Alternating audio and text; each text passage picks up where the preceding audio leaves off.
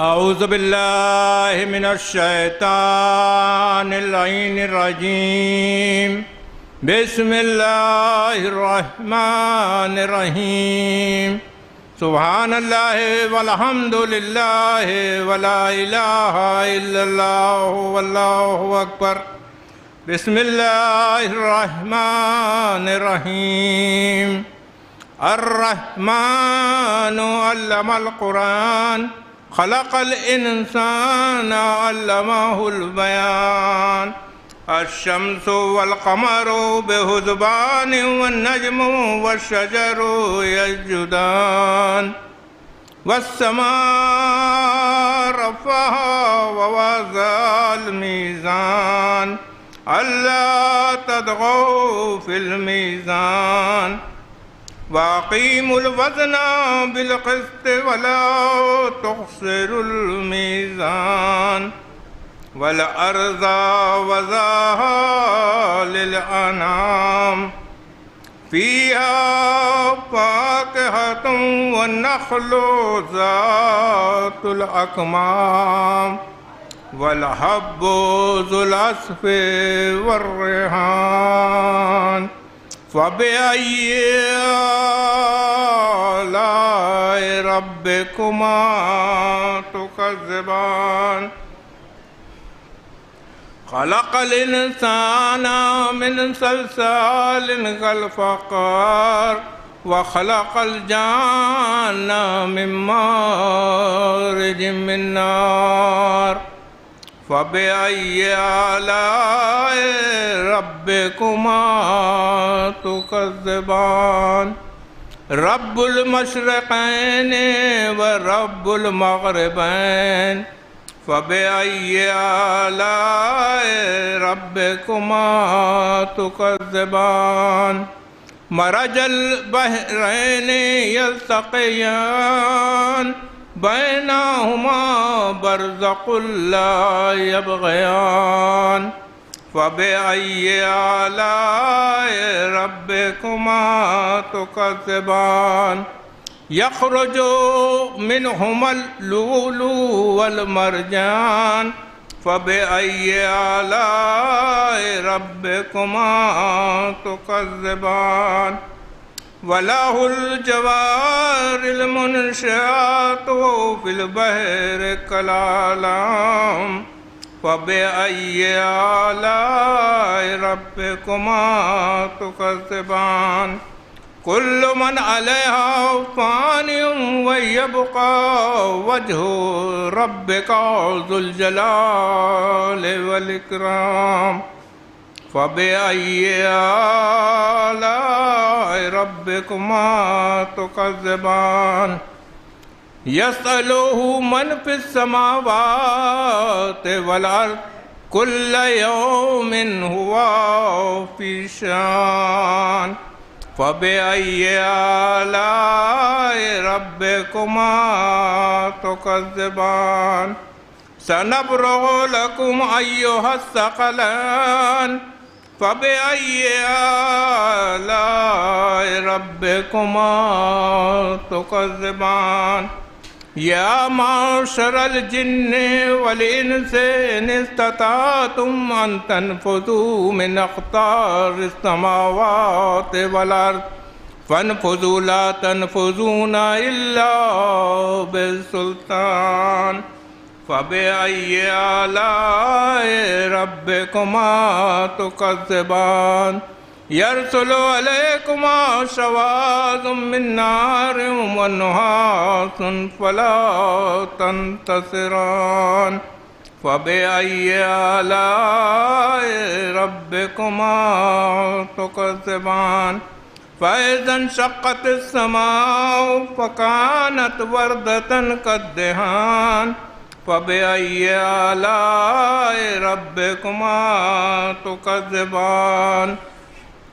فَيَوْمَئِذٍ لَا يُسْأَلُ عَنْ ذَنبِهِ إِنسٌ وَلَا جَانٌ فَبِأَيِّ آلَاءِ رَبِّكُمَا تُكَذِّبَانِ يُعْرَفُ الْمُجْرِمُونَ بِسِيمَاهُمْ فَيُؤْخَذُ بِالنَّوَاصِي وَالْأَقْدَامِ فبأي آلاء ربكما تكذبان هذه جهنم التي يكذب بها المجرمون يطوفون بينها وبين حميم آن فبأي آلاء ربكما تكذبان اللهم صل على محمد وآل محمد صدق اللہ العلی العظیم صدق رسول اب میں اعظمی صاحب سے گزارش کروں گا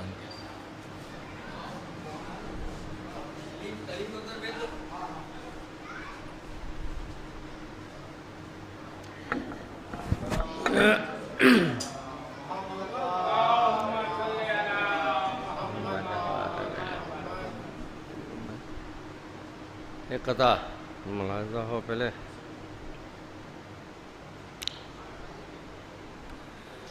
عشق حیدر و رضا داری کی خدمت نے اسے مستحق جس کا تھا اس توقیر تک پہنچا دیا پاک و پاکی عقیدے کا مسافر تھا یہ شخص اس عقیدے نے اسے شبیر تک پہنچا دیا اس عقیدے نے اسے شبیر تک پہنچا دیا. ایک مطلع اور چند شعر مطلع ملاحظہ ہو. جیسے علی ہے خان داور کی زندگی جیسے علی ہے خان داور کی زندگی عباس ہیں حسین کے لشکر کی زندگی عباس ہیں حسین کے. یہاں سے شعر ملاحظہ کیے. اب کس کی یہ مجال ہے حق کو مٹا سکیں اب کس کی یہ مجال ہے حق کو مٹا سکیں. اسلام کو ملی ہے 72 کی زندگی اسلام کو ملی ہے 72 کی زندگی. اور یہ بھی ایک حقیقت ہے ہر مسئلے کا حل بنی تا حشر کربلا ہر مسئلے کا حل بنی تا حشر کربلا. صدیوں کے کام آئی ہے دن بھر کی زندگی صدیوں کے کام آئی ہے دن بھر کی زندگی. اور یہ مسجدوں سے گونج کے کہتی ہے ہر اذان یہ مسجدوں سے گونج کر کہتی ہے ہر اذان. اب جی رہے ہیں ہم علی اکبر کی زندگی اب جی رہے ہیں ہم علی اکبر کی زندگی. اور یہ شعر ملاحظہ کیے گا دیکھیے خاص طور سے نظر ثانی. آنکھوں کو موت آ گئی زندہ ہے اشک غم، آنکھوں کو موت آ گئی، زندہ ہے اشک غم، اور کتنی بڑی ہے سیپ سے گوہر کی زندگی، کتنی بڑی ہے سیپ سے گوہر کی زندگی. ایک نعرہ صلوات کا سر.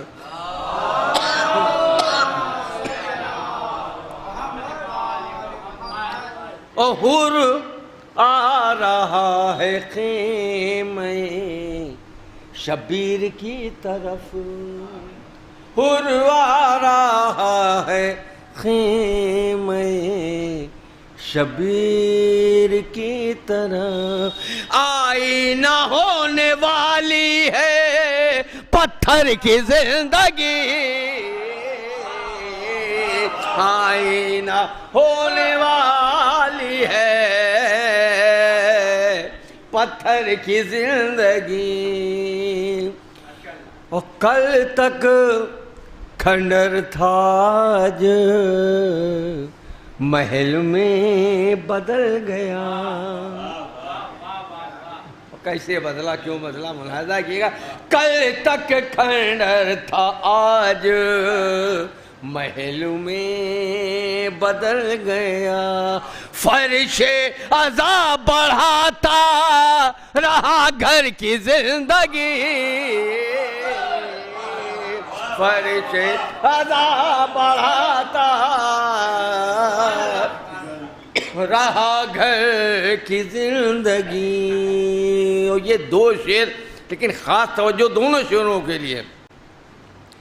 اہل عزا بھی زندہ ہیں فرش عزا کے ساتھ، اہل عزا بھی زندہ ہیں فرش عزا کے ساتھ، قطرے بھی جی رہے ہیں سمندر کی زندگی، قطرے بھی جی رہے ہیں سمندر کی زندگی. اور پھیلی، آخری سے پھیلی تو سب رسولوں میں تقسیم ہو گئی. خاص توجہ اس شعر کے لیے مصرع ثانی. پھیلی تو سب رسولوں میں تقسیم ہو گئی، اور کہنے کو 6 مہینے تھی اصغر کی زندگی، کہنے کو 6 مہینے تھی اصغر کی زندگی. عظمی میں عمر نوح کی کیوں آرزو کروں، عظمی میں عمر نوح کی کیوں آرزو کروں، ایک پل ملے جو خدمت سرور کی زندگی، ایک پل ملے جو خدمت سرور کی زندگی، ایک پل ملے جو خدمت سرور کی. تم پڑھو گے نا؟ نہیں ہاں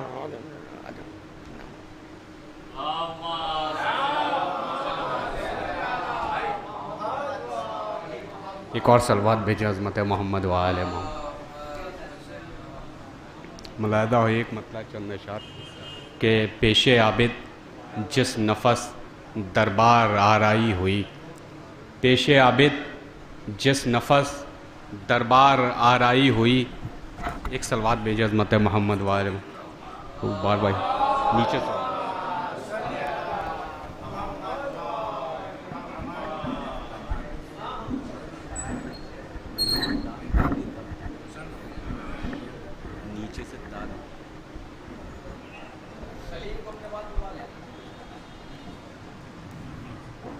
ایک اور صلوات بھیجیں حضرت محمد وآل محمد۔ ملاحظہ ہو کہ پیش عابد جس نفس دربار آرائی ہوئی، پیش عابد جس نفس دربار آرائی ہوئی، تھی چمک جتنی ستم میں اتنی رسوائی ہوئی، تھی چمک جتنی ستم میں اتنی رسوائی ہوئی، خطبہ عابد کو سن کر چپ تھا یوں دربار شام، خطبہ عابد کو سن کر چپ تھا یوں دربار شام، ایسا لگتا تھا کہ سب کی سلب گویائی ہوئی، ایسا لگتا تھا کہ سب کی سلب گویائی ہوئی، ایسا لگتا تھا کہ سب کے سلب گویائی ہوئی۔ وہ حسین ابن علی کا کیا کرے گی سامنا، وہ حسین ابن علی کا کیا کرے گی سامنا، ایک علی اصغر سے ہے جب فوج گھبرائی ہوئی، ایک علی اصغر سے ہے جب فوج گھبرائی ہوئی، ایک علی اصغر سے ہے جب فوج گھبرائی ہوئی، خواہش دنیا ہمارے نفس کا پیچھا نہ کر، خواہش دنیا ہمارے نفس کا پیچھا نہ کر، تو میرے مولا کی ہے پہلے سے ٹھکرائی ہوئی، تو میرے مولا کی ہے پہلے سے ٹھکرائی ہوئی۔ ایک صلوات بھیجیں حضرت محمد وآل محمد۔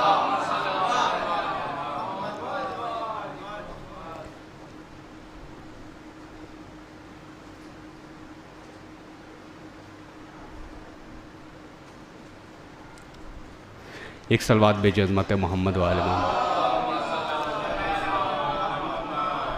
سنیے کہ اسلام کی حیات کے رہبر حسین ہیں، اسلام کی حیات کے رہبر حسین ہیں، کرب و بلا کے داور محشر حسین ہیں، اسلام کی حیات کے رہبر حسین ہیں، کرب و بلا کے داور محشر حسین ہیں۔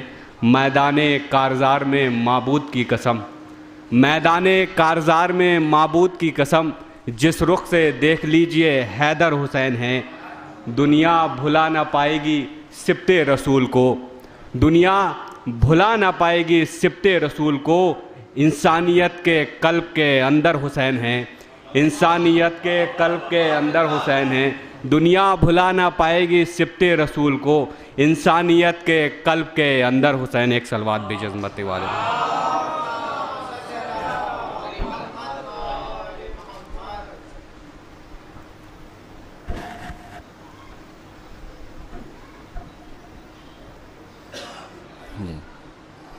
مرحوم کے بلندی درجات کے لیے ایک صلوات پڑھ دیں حضرات۔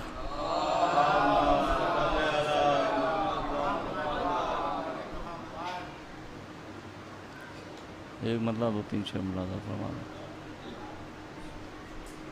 قبر میں ہوں چین سے آلے نبی کی بات ہے، قبر میں ہوں چین سے آل نبی کی بات ہے، تیرگی ہے ہی کہاں بس روشنی کی بات ہے، قبر میں ہوں چین سے آل نبی کی بات ہے۔ ملاحظہ فرمائے شعر عرض کرتا ہوں۔ مر کے بھی عشق علی مرنے نہیں دے گا ہمیں، مر کے بھی عشق علی مرنے نہیں دے گا ہمیں، زندگی کے بعد بھی ایک زندگی کی بات ہے، زندگی کے بعد بھی ایک زندگی کی بات ہے، تو گر فرشتہ موت کا ہے کیا ہوا ٹھہرا رہے، گر فرشتہ موت کا ہے، کیا ہوا ٹھہرا رہے، ہے ملازم سیدہ کا نوکری کی بات ہے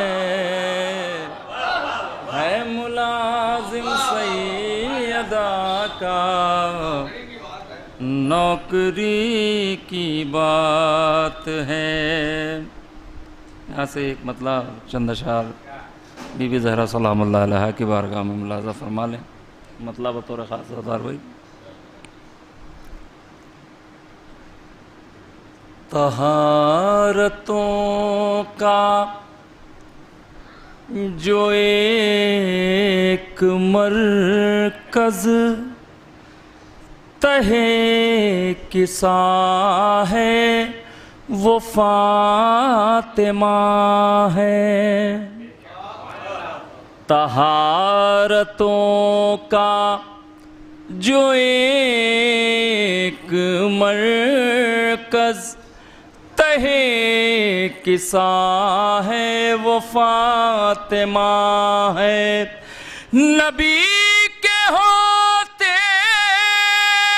یہ خاص رتبہ جسے ملا ہے وہ فاطمہ ہے، نبی کے ہوتے یہ خاص رتبہ جسے ملا ہے وہ فاطمہ ہے، ستارہ کر پلٹ چکا ہے منافقوں نے سمجھ لیا ہے، ستارہ کے پلٹ چکا ہے منافقوں نے سمجھ لیا ہے، رضا رب نے علی کی خاطر جسے چنا ہے وہ فاطمہ ہے، رضا رب نے علی کی خاطر جسے چنا ہے وہ فاطمہ ہے۔ اور علیہ تشریف فرمائے علماء کرام کہ تیری خلافت کی کیا حقیقت، تیری عدالت کی حیثیت کیا، تیری خلافت کی کیا حقیقت، تیری عدالت کی حیثیت کیا، تمام نبیوں کی عصمتوں کا یہ فیصلہ ہے وہ فاطمہ ہے، تمام نبیوں کی عصمتوں کا یہ فیصلہ ہے یہ فاطمہ ہے۔ اور اہل علم تشریف فرما ہے، یہ بھی شعر ملاحظہ فرمائیں کہ نبی ہے موجود اور علی ہیں، حسن بھی ہیں اور حسین بھی ہیں، نبی ہے موجود علی ہیں، حسن بھی ہیں اور حسین بھی ہیں، وہ پھر بھی جس کو کسا کا محور بنا رہا ہے وہ فاطمہ ہے، وہ پھر بھی جس کو کسا کا محور بنا رہا ہے وہ فاطمہ ہے۔ اور یہ آخری دو شعر اس سلسلے کے ملاحظہ فرمائیں کہ مباہلے میں یہ سب نے دیکھا، نبی ہے آگے علی ہے پیچھے، مباہلے میں یہ سب نے دیکھا، نبی ہے آگے علی ہے پیچھے، مباہلے میں یہ سب نے دیکھا، نبی ہے آگے علی ہے پیچھے، زمین پر نقش قدم بھی جس کا چھپا ہوا ہے وہ فاطمہ ہے، زمین پر نقش قدم بھی جس کا چھپا ہوا ہے وہ فاطمہ ہے، مباہلے میں یہ ہم نے دیکھا، نبی ہے آگے علی ہے پیچھے، زمین پر نقش قدم بھی جس کا چھپا ہوا ہے وہ فاطمہ ہے، زمین پر نقش قدم بھی جس کا چھپا ہوا ہے وہ فاطمہ ہے۔ اور یہ آخری شعر اور رحمت تمام ملاحظہ فرمائیں، ہر ایک آیت ہر ایک سورہ خدا نے قلب نبی پہ بھیجا، ہر ایک آیت ہر ایک سورہ خدا نے قلب نبی پہ بھیجا، مگر جو تحفہ بلا کے معراج پر دیا ہے وہ فاطمہ ہے، مگر جو تحفہ بلا کے معراج پر دیا ہے وہ فاطمہ ہے۔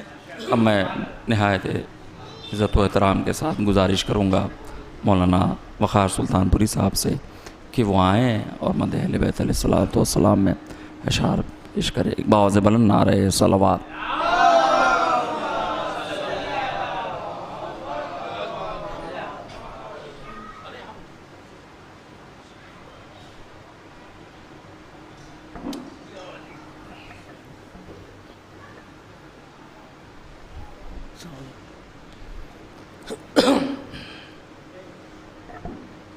حضرات بہت اختصار سے ایک مطلع چند اشعار آپ کی خدمت میں پیش کر رہا ہوں۔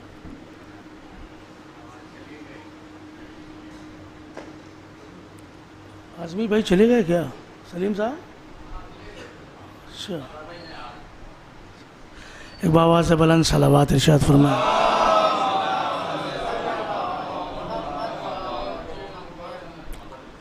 ایک مطلع چند اشعار سلیم بھائی آپ خصوصی توجہ بتا لیجیے۔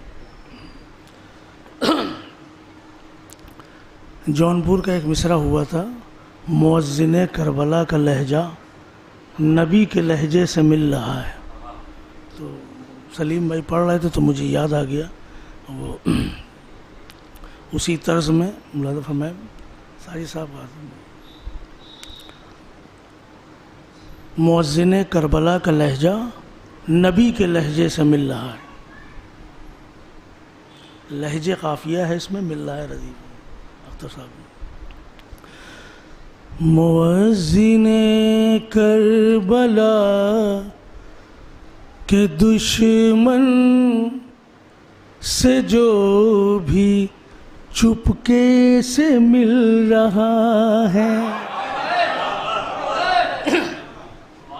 مؤذن کربلا کے دشمن سے جو بھی چپکے سے مل رہا ہے، مؤذن کربلا کے دشمن سے جو بھی چپکے سے مل رہا ہے، ہم اس کے شجرے کو جانتے ہیں، انس کے شجرے سے مل رہا ہے، ہم اس کے شجرے کو جانتے ہیں انس کے شجرے سے مل رہا ہے ہم اس کے شجرے کو جانتے ہیں انس کے شجرے سے مل رہا ہے یہ بھی مسئلہ ملاحظہ فرمائیے گا خاص طور سے تمام رزق حلال مجھ کو نبی کے کنبے سے مل رہا ہے بطور خاص تمام رزق حلال مجھ کو نبی کے کنبے سے مل رہا ہے تمام رزق حلال مجھ کو نبی کے کنبے سے مل رہا ہے بنا میں اکبر میں بانٹتا ہوں اسی بہانے سے مل رہا ہے بنا میں اکبر میں بانٹتا ہوں اسی بہانے سے مل رہا ہے بنا میں اکبر میں بانٹتا ہوں اسی بہانے سے مل رہا ہے اب شعر ملاحظہ فرمائیے کہ شاید کسی لائق ہو نثار صاحب خاص طور سے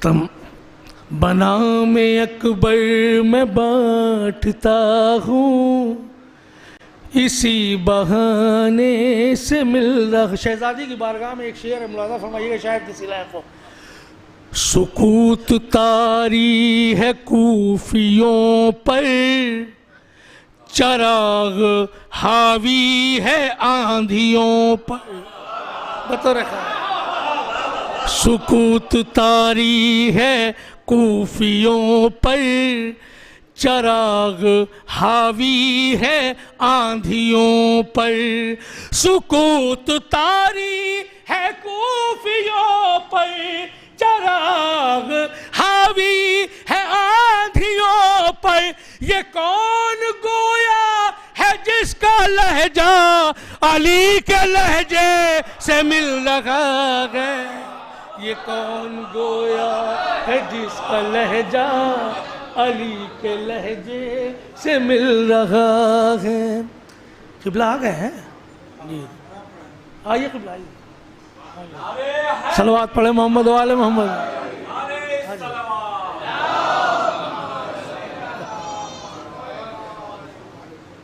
اجازت ہو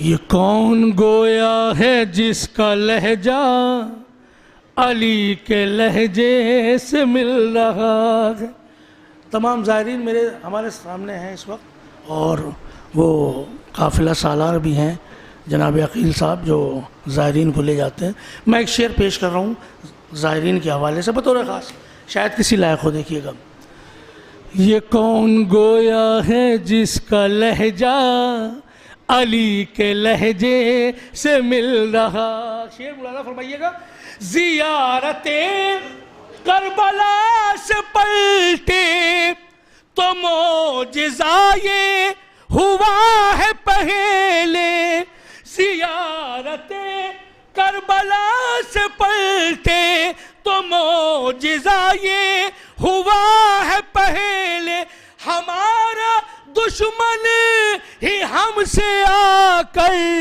بڑے سلیقے سے مل رہا ہے ہمارا دشمن ہی ہم سے آ کر بڑے سلیقے سے مل رہا ہے ہمارا دشمن ہی ہم سے آ کر بڑے سلیقے سے مل رہا آخری شعر اور آپ کی رحمت تمام ملاحظہ فرمائیے گا بطور خاص مؤذن کربلا کا لہجہ نبی کے لہجے سے مل رہا ہے ملاحظہ فرمائیے گا تضمین یہ کون گویا ہے جس کا لہجہ علی کے لہجے سے مل رہا ہے جو گونجی رن میں اذان اکبر جو گونجی رن میں اذان اکبر بلال جو گونجی رن میں اذان اکبر بلال، داؤد سے یہ بولے مؤذن کربلا کا لہجہ نبی کے لہجے سے مل رہا ہے، مؤذن کربلا کا لہجہ نبی کے لہجے سے مل رہا ہے۔ کوئی اور پڑھنے والا؟ میں اب اسی کے ساتھ واجب الاحترام حجت الاسلام المسلمین علی جناب مولانا سید حسنین باقری صاحب کی خدمت میں گزارش گزار ہوں کہ وہ زیب ممبر ہوں اور فضائل و مصائب سرکار سید الشہداء سے مومنین کے قلوب کو منور و مجلہ فرمائیں۔ ایک باواز بلند نعرہ صلوات سے ان کا خدمت۔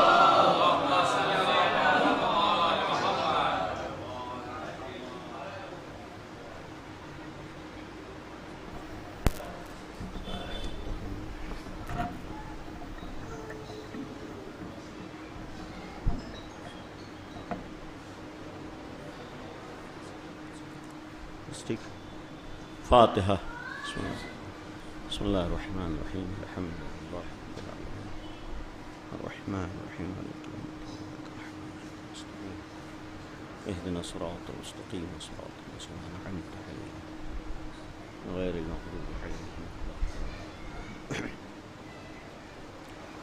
اعوذ باللہ السمیع العلیم من الشیطان الرجیم، بسم اللہ الرحمن الرحیم، الحمد للہ رب العالمین، والصلاة والسلام علی اشرف الانبیاء والمرسلین، خاتم النبیین رحمت للعالمین، ابی القاسم محمد وآلہ الطیبین الطاہرین المعصومین المظلومین، لا سیما بقیت اللہ فی الارضین، ارواحنا وارواح العالمین لتراب مقدمہ الفدا، ولعنۃ اللہ علی اعدائہم وغاصب حقوقہم وقاتلیہم اجمعین، اما بعد، قال اللہ سبحانہ تبارک وتعالی وقولہ الحق، بسم اللہ الرحمن الرحیم، هو الذی بعث فی الامیین رسولا منہم یتلو علیہم آیاتہ وَيُزَكِّيهِمْ وَيُعَلِّمُهُمُ الْكِتَابَ وَالْحِكْمَةَ وَإِنْ كَانُوا مِنْ قَبْلُ لَفِي ضَلَالٍ مُبِينٍ۔ صلوات پڑھیں بر محمد و آل محمد۔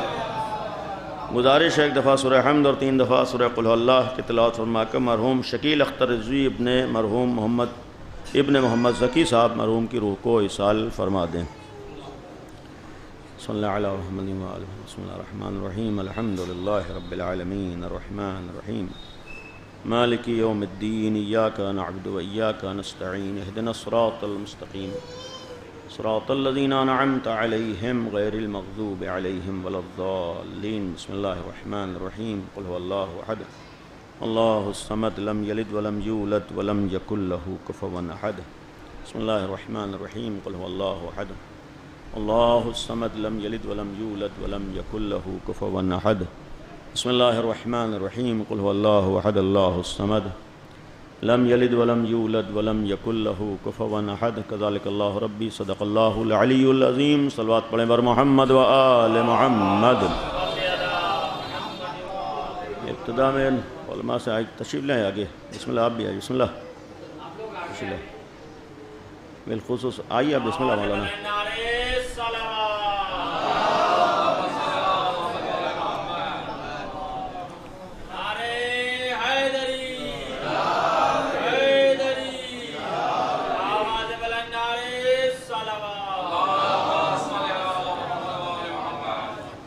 ایصال ثواب کی مجلس ہے، اور جو آیت آپ کے سامنے تلاوت ہوئی مشہور آیت ہے، سورہ مبارکہ جمعہ کی آیت ہے۔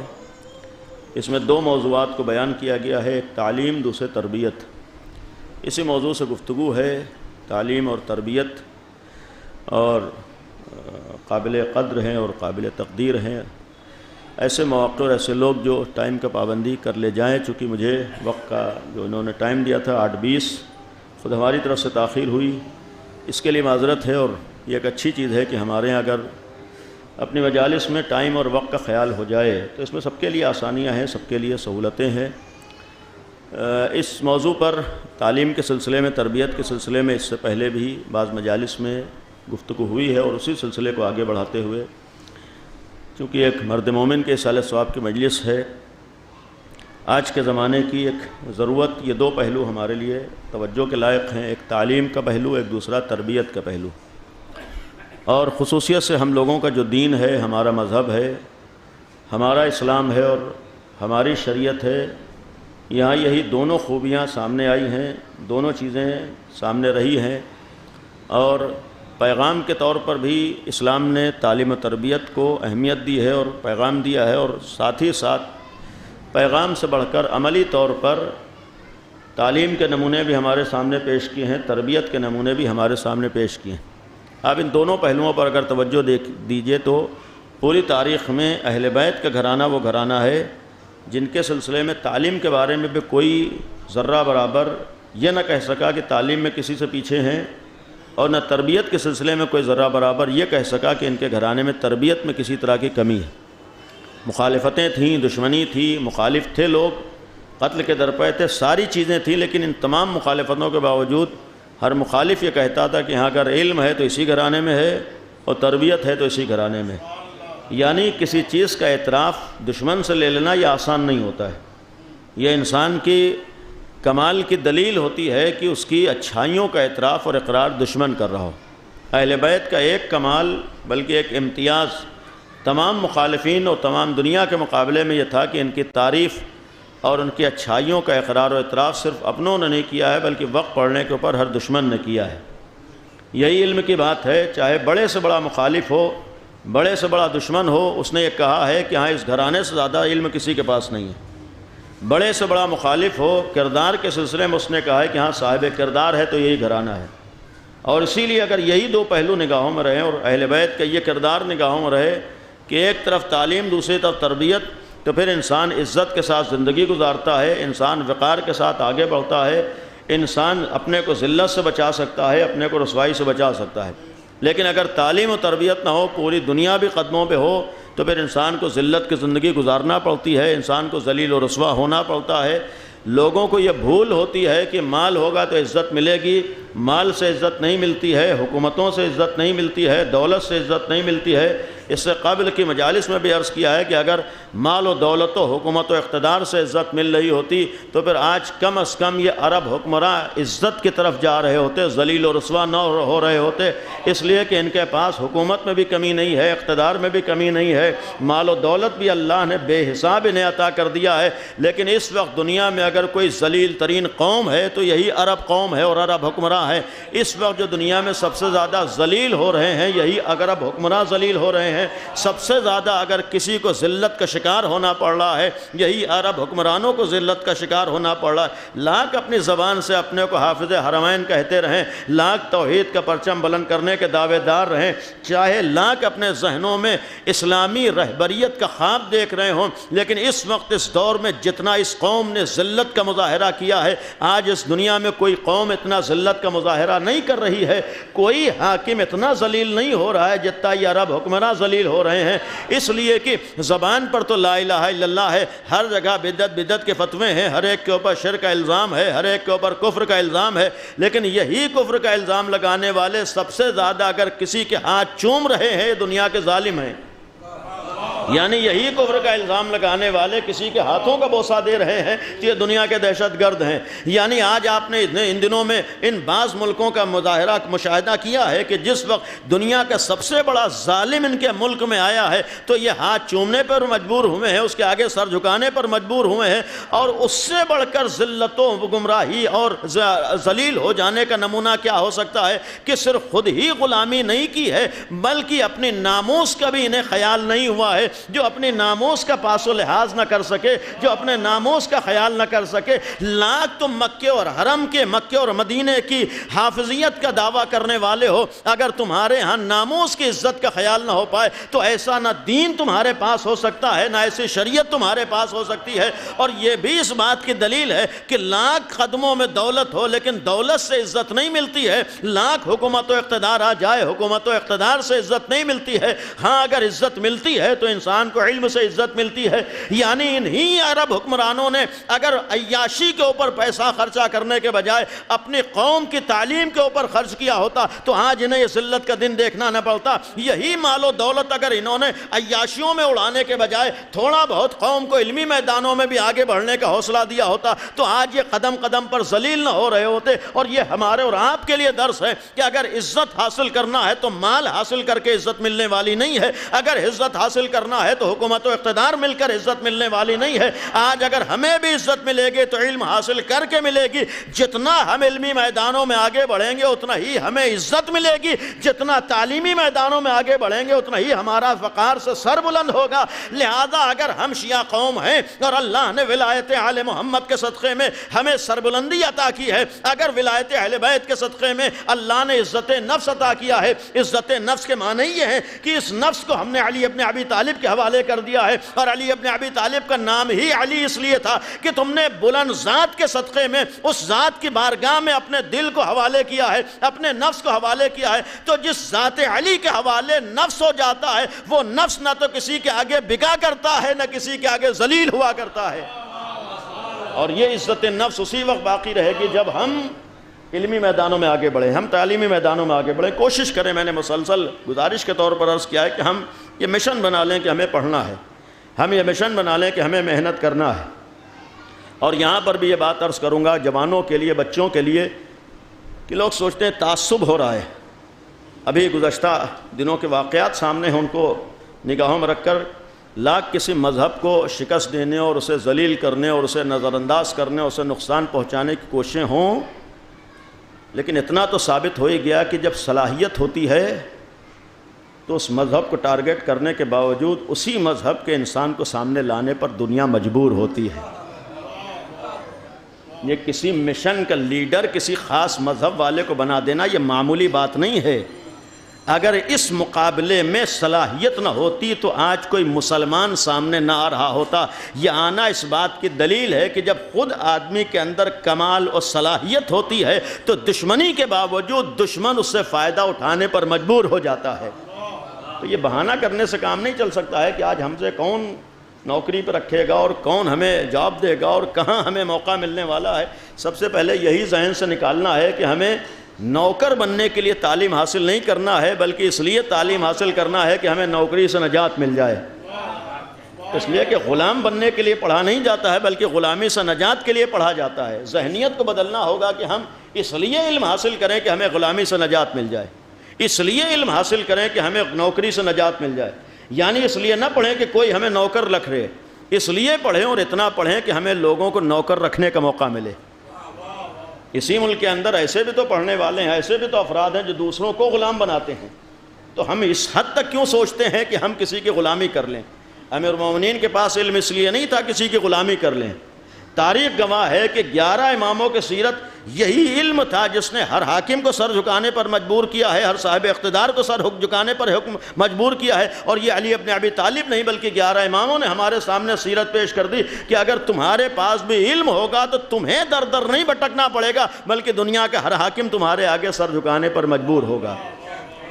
تو یقیناً ہمارے لیے ایک بنیادی چیز ہے. لیکن اس کے ساتھ ساتھ جو دوسرا پہلو ہے, تعلیم ضروری ہے, لیکن تعلیم سے زیادہ ضروری ہمارے یہاں تربیت ہے. تعلیم سے زیادہ توجہ کی ضرورت ہے وہ ہے تربیت کے اوپر, اس لیے کہ تعلیم کوئی فائدہ نہیں پہنچاتی جب تک تربیت نہ ہو. ورنہ آج کے دنیا کے دہشت گردوں کے پاس اگر ٹیکنالوجی نہ ہوتی تو اتنی دہشت گردی کر نہیں سکتے تھے.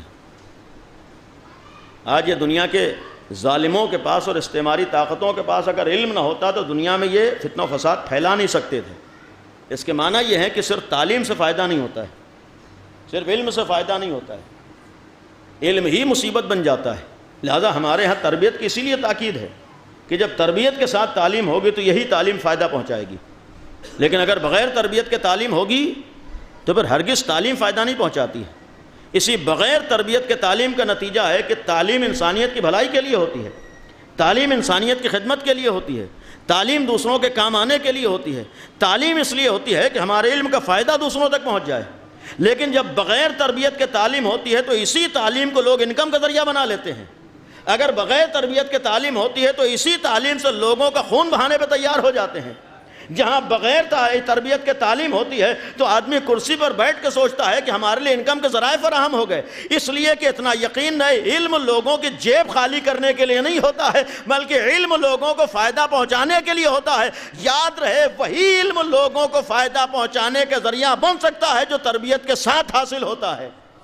ورنہ آج دنیا میں ڈگری رکھنے والوں کی کمی نہیں ہے، آج ظاہری اعتبار سے پڑھے لکھے لوگوں کی کمی نہیں ہے، لیکن جتنا سماج میں نقصان پڑھے لکھے لوگوں سے ہو رہا ہے اتنا جاہلوں سے اور بغیر پڑھے لکھوں سے نہیں ہو رہا ہے۔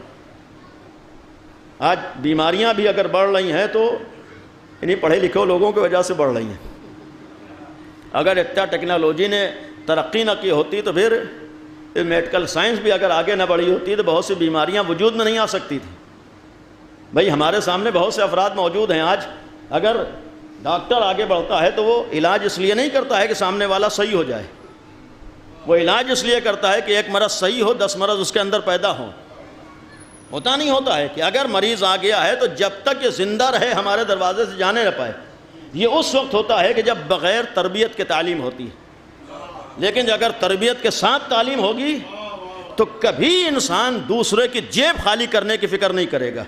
اور بہرحال اپنی صنف کی بات ہے، اس سلسلے میں بھی عرض کر دوں کہ اگر ڈاکٹر کی ذمہ داری ہے کہ خدمت خلق کا جذبہ ہو، جیب خالی کرنے کی فکر نہ ہو، تو علم دین کی اس سے پہلے ذمہ داری ہے کہ لوگوں کی جیب پہ نظر نہ ہو، اپنی ذمہ داریوں پہ نظر ہو۔ اور وہیں اپنی ذمہ داریوں پر نظر ہوگی جہاں خالی علم نہ ہو بلکہ تربیت بھی ضروری ہو، تربیت کی جانب توجہ۔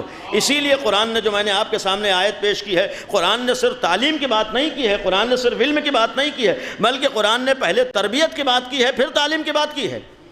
یہ قرآن کی ترتیب بھی ایک درس ہے، قرآن کوئی کسی ایرے غیرے کا کلام نہیں کہ جیسے آیا سمجھ میں آیا کہہ دیا۔ قرآن میں ایک ترتیب بھی درس رکھتی ہے، پیغام رکھتی ہے۔ یہ قرآن میں 2 جملے ہیں، یزکیہم پھر یعلمہم۔ یہ ترتیب اس بات کا پیغام ہے کہ جہاں پہلے تزکیہ ہوگا اس کے بعد تعلیم ہوگی تو یہ تعلیم فائدہ مند بن جائے گی، لیکن اگر بغیر تزکیے کے بغیر تربیت کے تعلیم ہوگی تو یہ تعلیم مصیبت بن جائے گی۔ لہذا تزکیہ بھی ضروری ہے، اور تزکیے کے معنی یہ ہے کہ تربیت کی جانب توجہ ضروری ہے، اور اس تربیت کے لیے ایک پہلو جو قابل غور ہے، تربیت کے معنی بعض باتوں کا خیال کر لینا ہے، اور بالخصوص تربیت کے ایک معنی اسلامی تعلیمات میں اور اہل بیت کی تعلیمات میں دین کا پاس و لحاظ کرنا ہے۔ تربیت کے معنی ہے دین کی طرف توجہ دینا، تربیت کے معنی ہے دین کا خیال کرنا، تربیت کے معنی ہے کہ دین کو اہمیت دینا، تربیت کے معنی یہ ہے کہ دین کو چھوڑ کر تعلیم کی بات نہ کرنا، تربیت کے معنی یہ ہے کہ یہ یقین رہے کہ دین کے ساتھ علم ہو سکتا ہے، دین کو چھوڑ کے علم نہیں ہو سکتا ہے۔ تربیت کے معنی یہ ہے کہ مذہب کے ساتھ تعلیم ہو سکتی ہے، مذہب کو گھر میں رکھ کے تعلیم نہیں ہو سکتی ہے۔ تربیت و تزکیے کے معنی یہ ہے کہ شریعت کے ساتھ علمی میدانوں میں آگے بڑھا جاتا ہے، شریعت کو خدا حافظ کہہ کے تعلیمی میدانوں میں آگے نہیں بڑھا جاتا ہے۔ اور اتنا یقین نہیں، یہ آیت گواہ ہے کہ اگر شریعت کو نظر انداز کر کے تعلیم ہوگی تو یہ تعلیم نہ ہماری عزت کا سبب بن سکتی ہے، نہ ہمارے وقار کا سبب بن سکتی ہے۔ وہ تعلیم عزت و وقار کا سبب ہوتی ہے جو دین و شریعت کے ساتھ ہو، اور اگر دین و شریعت کا خیال کر کے ہوگی، لہذا تربیت کے ایک معنی سب سے پہلے دین کا خیال ہو۔ اسی لیے آج اگر توجہ ہے کہ ہمارا بچہ پڑھ جائے، ہمارا بچہ تعلیمی میدانوں میں آگے بڑھے، جو ہونا چاہیے، اور اچھی چیز ہے کہ ہم سوچیں کہ ہمارا بچہ پڑھ لے، لیکن پڑھنے کے ساتھ ساتھ اس بات کا خیال ہو کہ ہمارا بچہ دین سے دور نہ ہونے پائے۔ اگر یہ خیال ہے کہ ہمارا بچہ اچھے اسکول میں اس کا ایڈمیشن ہو جائے تو اس سے زیادہ اس بات کا خیال ہو کہ ہمارا بچہ دین سے بے دین نہ ہونے پائے۔ اگر اس بات کی فکر ہے کہ ہمارا بچہ علمی میدانوں میں آگے بڑھ کے نام روشن کرے تو یہ خالی دنیا والوں کے سامنے نام روشن نہ کرے بلکہ آل محمد کی نگاہوں میں بھی نام روشن کر رہا ہے، اور اہل بیت کی نگاہوں میں نام اسی وقت روشن ہوگا جب دین کے ساتھ تعلیم ہوگی۔ بے دینی کے ساتھ تعلیم سے اہل بیت کبھی خوش نہیں ہو سکتے ہیں، لیکن وہی دینی اقدار کا خیال کر کے تعلیم ہوگی تو اللہ کی خوشنودی کا سبب بھی بنے گی، اہل بیت کی خوشی کا سبب بھی بنے گا۔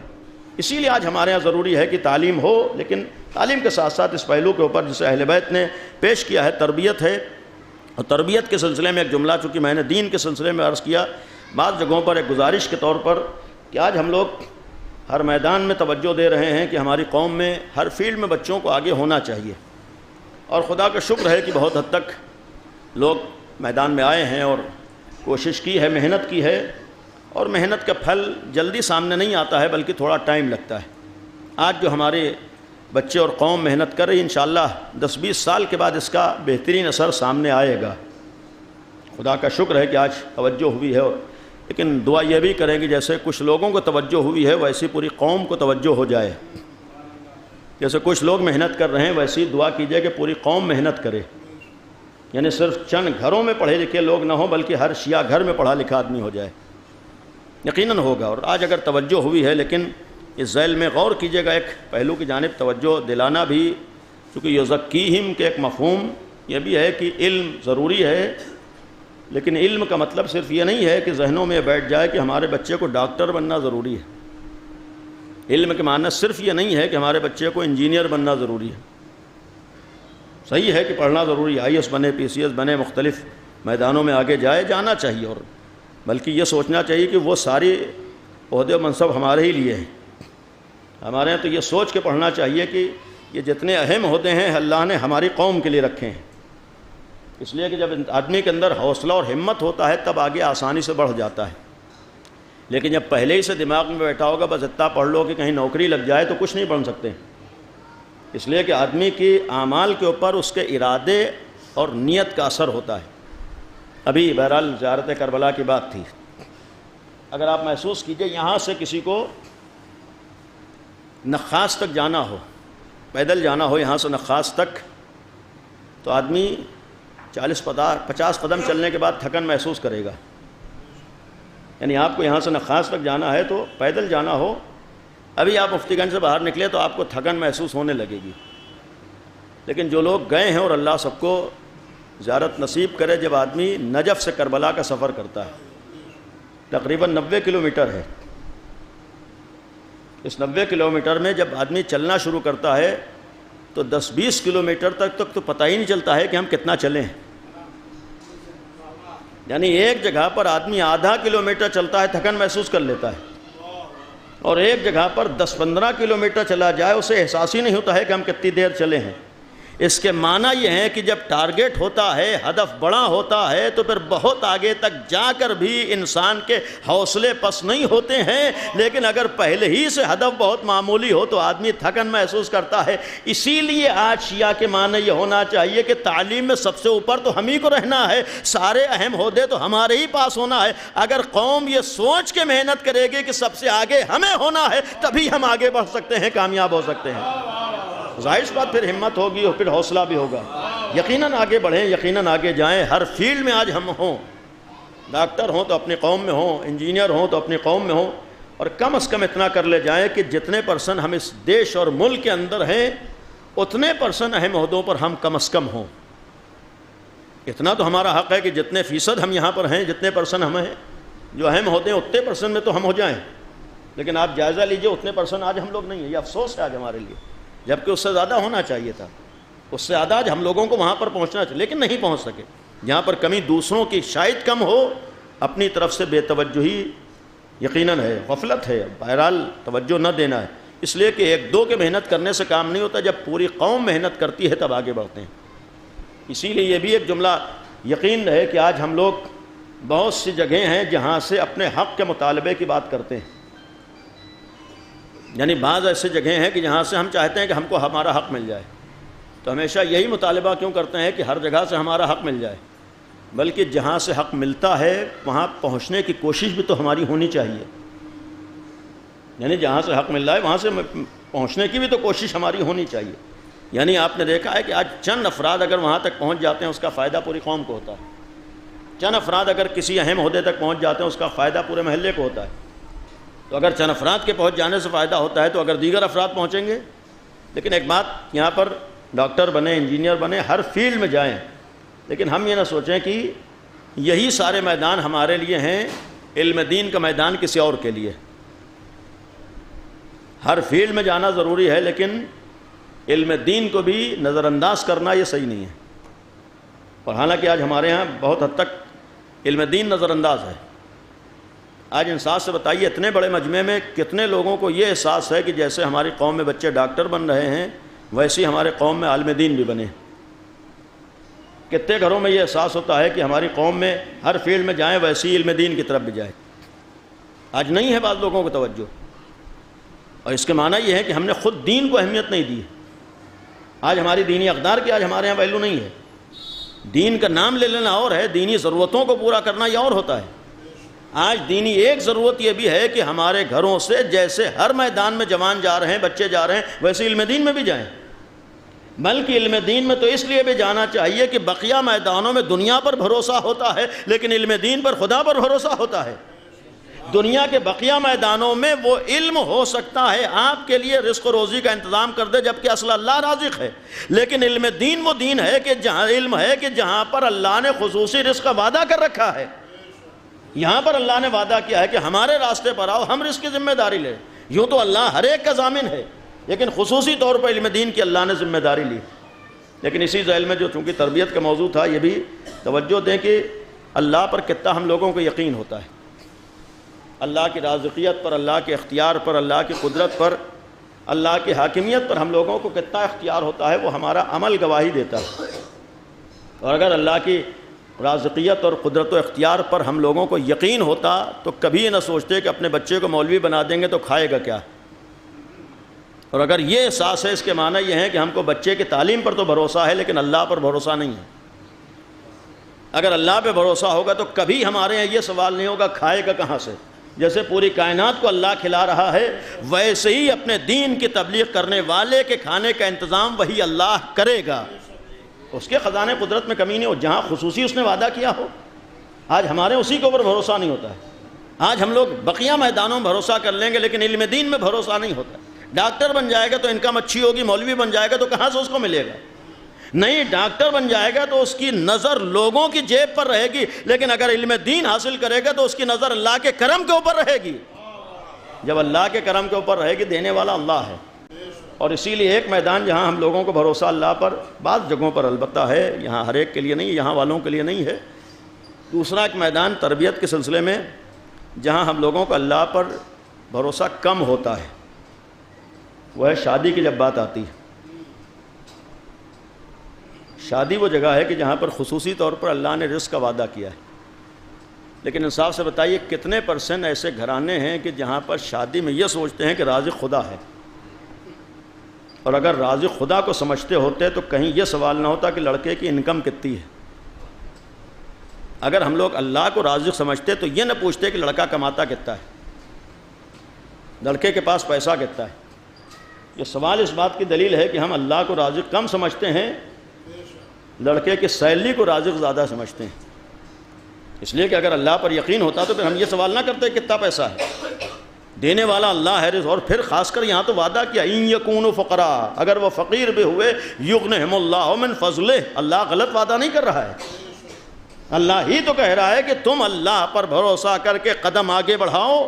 اگر اس کے اندر دین و ایمان ہوگا تو اللہ خود بخود اس کے رزق انتظام کر دے گا۔ کوشش کرنا اس کا کام ہے، ہاتھ پیر چلانا اس کا کام ہے، لیکن یہی منزل آتی ہے کہ جہاں پر ہم کو اللہ پر بھروسہ نہیں۔ اور اسی لیے تربیت کا ایک پہلو یہ ہے کہ آج کے اس پرآشوب دور میں بات تربیت کی تھی، تربیت کے ایک معنی اپنے بچوں کو گناہوں سے بچانے کی فکر، اپنے نسل کے گناہوں سے حفاظت کی فکر۔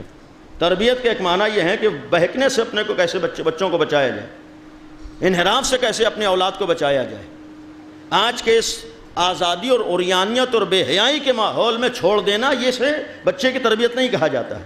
آج کے اس ماحول میں اپنی اولاد کے لیے ایسے راستے کا انتخاب کرنا کہ بہکنے نہ پائے، اس لیے کہ آج شیطانی طاقتیں کم نہیں ہیں، آج طاغوتی طاقتیں کم نہیں ہیں، آج شیطان کی کوششیں معمولی نہیں ہیں، اور سب سے بڑی طاغوتی کوشش یہ ہے کہ انسان کو کیسے راہ حق سے منحرف کیا جائے۔ سب سے بڑی کوشش یہ ہے کہ سیدھے راستے سے کیسے بہکایا جائے۔ آج دنیا تعلیم کے مخالف نہیں ہے، دنیا تربیت کے مخالف ہے۔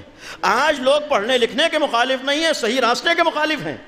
آپ اگر حق کے راستے پر ہیں تو دنیا آپ کی دشمن ہے، آپ حق کا راستہ چھوڑ کر کچھ بھی کر رہے ہیں دنیا آپ کی مخالفت نہیں کرے گی۔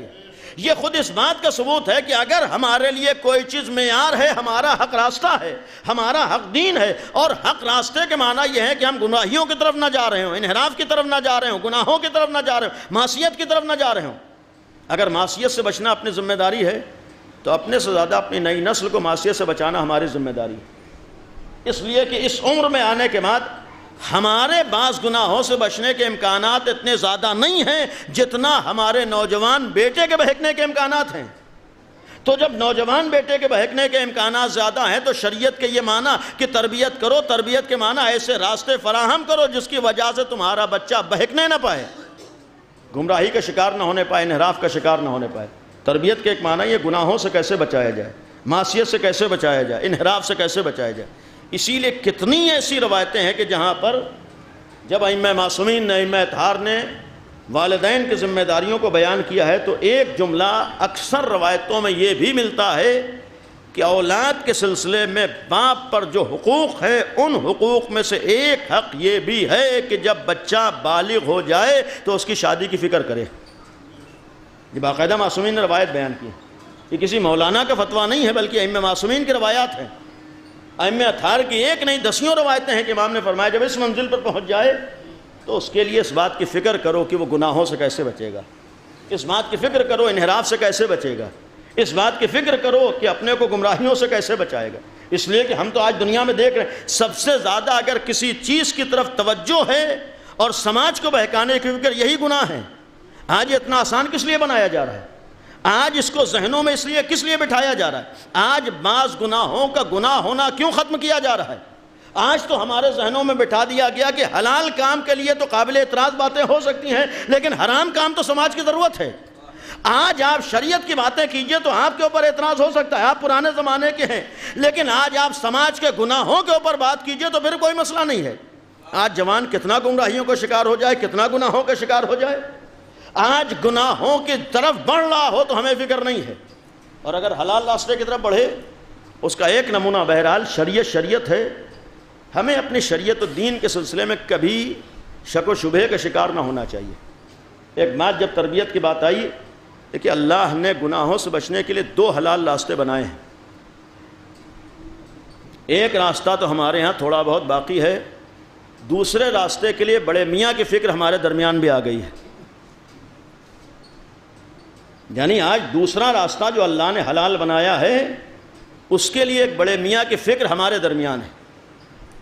یعنی ہم لوگ وہ نام آتا ہے ان کی فکر ہماری بیدار ہو جاتی ہے، یعنی اس نام کے آتے ہی آل محمد کی فکر ہمارے ذہنوں میں نہیں آتی ہے، قرآنی تعلیمات ہماری نگاہوں میں نہیں آتی ہے۔ آج ہمارے مومنین کے درمیان اگر وہ لفظ استعمال کر لیجئے بہت لوگ ناراض ہو جاتے ہیں۔ یہ بھی تو قابل غور ہے کہ اللہ نے نوجوانوں کی بلکہ تمام لوگوں کے گناہوں سے بچنے کے 2 راستے بنائے ہیں۔ ایک کو ہمارے ہاں دائمی شادی کہا جاتا ہے، ایک کو ٹائم والی شادی کہا جاتا ہے۔ آج آپ سماج میں ٹائم والی شادی کی بات کر لیجئے، وہ بڑے میاں کی فکر آج ہمارے یہاں بیدار ہو جاتی ہے۔ آج ہے جنہوں نے حرام کیا تھا ہمارے ذہنوں میں آتا یہ کیوں آپ بات کر رہے ہیں، یہ تو گناہ ہے، یہ تو انحراف ہے، اس سے تو بیکاریاں نہیں، اس سے گناہ نہیں پھیلتے ہیں بلکہ آج جو ہمارے یہاں بے غیرتی ہو رہی ہے اس سے گناہ پھیلتے ہیں۔ یعنی اس عظیم راستے کے اوپر جو اللہ نے حلال کیا ہے عمل کرنا گناہ نہیں ہے۔ ایک نوجوان لڑکے لڑکی کا دوستی میں زندگی گزارنا یہ غلط ہے۔ آج آزادی کے ساتھ جوانوں کو گھومنا یہ غلط ہے۔ آج آزادی کے ساتھ گھنٹوں ایک جوان کا بات کرنا یہ غلط ہے۔ آج ہاتھ ملانا یہ غلط ہے۔ آج گناہوں کی طرف چلا جانا یہ غلط ہے۔ آج ہمیں یہ احساس ہو کہ شریعت کی نگاہ میں برا کیا ہے، یہ احساس نہ ہو کہ دنیا والوں نے کیا برا کیا ہے۔ یعنی المیہ تو یہی ہے کہ اگر کوئی دنیا کا بدترین آدمی کسی چیز کو حرام کر دے تو ہم اسے غلط سمجھنے لگتے ہیں، لیکن اللہ نے جسے حلال کیا ہے آسانی سے اسے حلال ماننے پہ بھی تیار نہیں ہے۔ آج ہم لوگ خود جائزہ لے لیں، جسے اللہ نے حلال کیا ہے، رسول اللہ نے حلال کیا ہے، اہل بیت نے حلال کیا ہے، کیا آپ اسے حلال سمجھتے ہیں؟ آج اس حلال کام کی بات ہو تو ہم سمجھتے ہیں کہ مولانا کے پاس اس کے علاوہ کوئی ٹاپک نہیں ہے، جبکہ آج غور کرنا چاہیے کہ آج ہمارے بچے کیسے بچیں گے۔ یقین رکھیے تعلیم ضروری ہے، لیکن تعلیم سے زیادہ اپنے بچوں کو بچانا ضروری ہے، اور جو لوگ اس فیلڈ سے آگاہ ہیں، آج ماحول آسان نہیں ہے، آج ماحول بہت اچھا نہیں ہے۔ آج یہ نہ سوچئے کہ ہر جگہ یہی مجلسی ماحول ہے، ہر جگہ یہی امام باڑوں والا ماحول ہے، نہیں، اس سے باہر نکلیے ہر جگہ انحراف ہے، اس سے باہر نکلیے ہر جگہ برائیاں ہیں، اس سے باہر نکلیے ہر جگہ معصیتیں ہیں، ہر جگہ اوریانیت ہے، ہر جگہ تو چھوڑیے آج ہمارے بچے کے ہاتھ میں موبائل ہے، اس کا مطلب گمراہی کا راستہ موجود ہے۔ آج ہمارے بچے کے ہاتھ میں موبائل ہے یعنی ہر طریقے سے بہکنے کا راستہ موجود ہے، تو اس سے بچنے کا بھی تو کوئی راستہ ہونا چاہیے، اس سے محفوظ رہنے کا بھی تو کوئی راستہ ہونا چاہیے، اس سے اپنی حفاظت کا بھی تو کوئی راستہ ہونا چاہیے۔ اولاد کا مطلب ہے کہ خالی اچھے اسکول میں ایڈمیشن کرا دینا کافی نہیں ہے، بلکہ اولاد کا حق یہ بھی ہے کہ اس کی حفاظت کرنا یہ بھی ہماری ذمہ داری ہے، اسے گناہوں سے بچانا یہ بھی ہماری ذمہ داری ہے۔ یقین رکھیے تعلیم دلانے سے زیادہ اپنے بچوں کو گناہوں سے بچانا ہماری ذمہ داری ہے، پڑھانے لکھانے سے زیادہ اسے معصیت سے محفوظ رکھنا ہماری ذمہ داری ہے۔ آج ہمیں اپنے بچوں کو جتنا پڑھانا ضروری ہے اس سے زیادہ معصیت و گناہ سے بچانا ضروری ہے۔ آج ہمارے گناہ ہو جائے کوئی بات نہیں ہے، لیکن پڑھ لکھ جائے۔ یقیناً پڑھنا لکھنا ضروری ہے، لیکن اس سے پہلے شریعت ضروری ہے۔ آج ہماری بیٹیاں بے پردہ ہو جائیں، ہماری صحت پہ اثر نہیں پڑتا ہے، ہاں پڑھنا ضروری ہے، نہیں اگر پڑھنا ضروری ہے تو اس سے زیادہ شریعت ضروری ہے۔ آج ہمارے بچے غلط دوستیوں میں زندگی گزار رہے ہوں، وہ ہمیں گوارا ہے، لیکن صحیح راستے کے اوپر آنا، اسی لیے شریعت کہتی ہے کہ یہاں دین کا خیال ہو، مذہب کا خیال ہو، اور تربیت میں اس جانب بھی توجہ ہے کہ ہم نے اپنے بچوں کے لیے، اپنی نسل کے لیے، اپنے آنے والے اولاد کے لیے کس راستے کا انتخاب کیا ہے۔ اور اگر آج صحیح انتخاب ہو جائے تو یقیناً بہت سی اچھائیاں ہیں۔ اور یہ بھی اپنے یقین سے عرض کروں کہ اہل بیت سے اچھا کوئی مذہب نہیں ہو سکتا ہے۔ آل محمد سے بڑھ کر جسے ہم لوگ شیعت کہتے ہیں، خدا کا شکر ہے اس سے اچھا کوئی مذہب نہیں ہے، لیکن شرط ہے کہ اس مذہب کے اوپر عمل ہو جائے۔ یعنی مذہب بہت اچھا ہے لیکن صرف کتابوں تک اچھا نہیں ہے، بلکہ اگر عملی میدان میں آ جائے تب بھی اچھا ہے۔ اور اس مذہب میں وہ قوت و طاقت ہے کہ آدمی کو ہر انحراف سے بچا لیتا ہے، لیکن شرط ہے کہ وہ مذہب ہو، شرط ہے کہ وہ دین ہو۔ لہذا آج تعلیم کے ساتھ ساتھ ہمیں دین کی طرف توجہ دینا۔ اور اس ذیل میں ایک بات یہاں بھی میں دہرا رہا ہوں کہ ہم لوگ اپنے بچوں کو علم دین کی طرف اس لیے بھی بھیجیں کہ آنے والا دور وہ آ رہا ہے کہ جہاں پر آپ کا بچہ پڑھ کے اگر ڈاکٹر بھی بن جائے تو ہو سکتا ہے اسے گھر میں بیٹھنا پڑے، اس لیے کہ آپریشن اب آپ کا سسٹم کرے گا، آپ کی ٹیکنالوجی کرے گی۔ ہو سکتا ہے بچہ انجینئر بن کے بھی اسے جاب نہ ملے، اس لیے کہ اس کے سارے کام آج ٹیکنالوجی کرے گی اور سسٹم آپ کا کرے گا۔ لیکن اگر اپنے بچے کو مولوی بنا دیا تو مولوی کا کام نہ کوئی سسٹم کر پائے گا، نہ کوئی علم کر پائے گا۔ یعنی اس کے معنی یہ ہے کہ ہر فیلڈ میں جانے کے بعد تو انسان آنے والے زمانے میں بیکار ہو سکتا ہے، لیکن علم دین میں جانے والا کبھی بیکار نہیں ہو سکتا ہے۔ اس لیے کہ علاج تو سسٹم سے ہو جائے گا، ہماری نماز جنازہ سسٹم سے نہیں ہو سکتی ہے۔ ہمارے سارے گھر مکان کسی انجینئر کے بغیر ان علوم اور ٹیکنالوجی سے ہو جائیں گے، لیکن ہمارا نکاح کسی ٹیکنالوجی سے نہیں ہوگا، اس کے لیے کسی نہ کسی مولوی صاحب کی ضرورت ہمیں پڑے گی۔ یعنی اس کے بغیر آج ہمارا کام نہیں چل سکتا۔ جو جس کے بغیر کام نہیں چل سکتا ہے تو اس کی جانب بھی ہم توجہ دیں۔ یہ بھی سوچیں کہ علم دین بھی ہماری ذمہ داری ہے، یہ بھی سوچیں کہ علم دین میں اپنے بچوں کو بھیجنا بھی ہماری ذمہ داری ہے، علم دین کا خیال کرنا بھی ہماری ذمہ داری ہے۔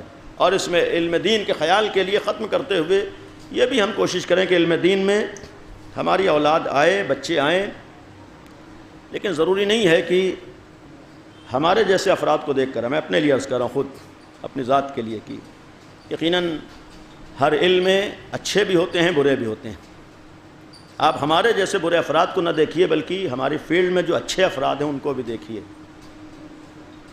کبھی کبھی غلط فہمی اس لیے ہونے لگتی ہے کہ جب ایسے ہی مولوی ہیں تو اپنے بچے کو مولوی بنا کے کریں گے کیا؟ اس کا جواب یہ ہے کہ اگر ہمارے سماج میں بہت سے جھولا چھاپ ڈاکٹر بن جائیں تو جھولا چھاپ ڈاکٹروں کی وجہ سے ڈاکٹروں کی ویلیو کم نہیں ہو جاتی ہے۔ یہ ہمارے اوپر ہوتا ہے کہ ہم نے جھولا چھاپ کو ڈاکٹر سمجھ لیا ہے۔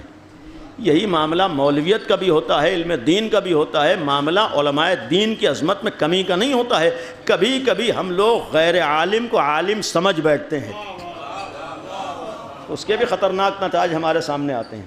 اس لیے کہ جب سماج میں ڈاکٹر صحیح پڑھا لکھا نہ ہو، لاکھ خلوص سے علاج کر رہا ہو تو کبھی صحیح دوا دے نہیں پائے گا۔ اس لیے کہ جب اسے علم نہیں ہے تو اخلاص سے علاج نہیں ہوتا ہے، خلوص سے علاج نہیں ہوتا ہے، نالج اور معلومات سے علاج ہوتا ہے۔ یہی معاملہ علم دین کا بھی ہے۔ لاکھ مخلص و متقی پرہیزگار ہو، خالی تقوی سے سماج آگے نہیں بڑھتا ہے، اس کی علمی صلاحیتوں سے سماج کے کام چلتے ہیں۔ جب علمی صلاحیتیں ہوں گی تبھی تو فائدہ ہوگا۔ یعنی اس کے معنی یہ ہے کہ ہم لوگ علم دین میں بھی آئیں تو الحمدللہ علماء دین ہمارے ہاں خدا کا شکر ہے سب قابل احترام ہیں اور سب کا احترام ہمیں کرنا ہے، لیکن باصلاحیت لوگ بھی ہیں۔ آج آپ ان باصلاحیت افراد کو دیکھیے، ہماری نگاہوں کے سامنے بھی انہی دو علماء میں باصلاحیت لوگ موجود ہیں۔ ایسے افراد کو ہم لوگ نگاہوں میں رکھیں کہ علم دین بھی ضروری ہے، علم دین کی طرف بڑھنا بھی ضروری ہے، علم دین میں آنا بھی ضروری ہے، تاکہ یہ غدیر کا پیغام ہمیشہ زندہ رہے۔